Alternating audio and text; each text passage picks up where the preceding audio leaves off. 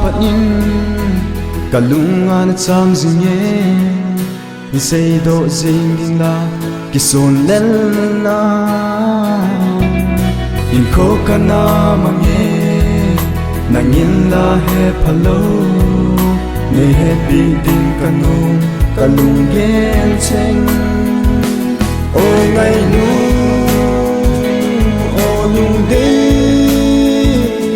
o lung se nei sang thei ding hi le chun o min te gan te ke ding en ka hin ko Kamunia fani kaduan samsung ye uti min kan mugel sing ye kin la go kan sin na have follow get the gate in a hang ye rin ku an me ku do be uti de hin ko ni malang go ni dam sin na hin ye have to be ha le ni ka sim sing ye ni hin sang ding kin me me in ko hi ka mong sing ye yo dung ye ka lo ding ne yo da nang ku do so ku nghe nang vô na hi ka lung lai ai ne o ngai nu o lung de o lung se nei sang thei ding hi le chun no min te gan te ke ding en ka hin ko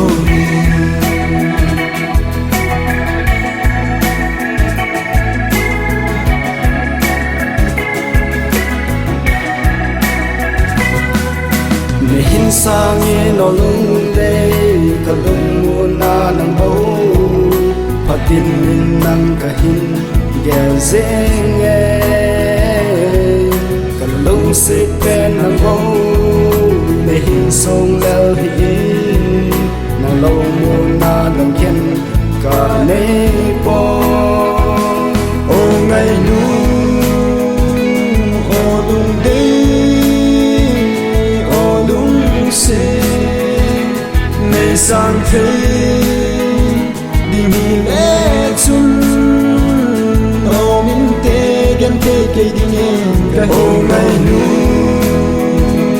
o lung de o lung se nei sang thei ding hi le chun o min te gan te ke ding en ka hin ko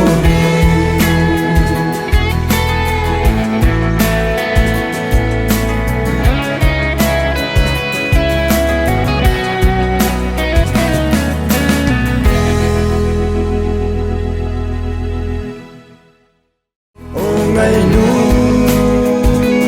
o lung de o lung se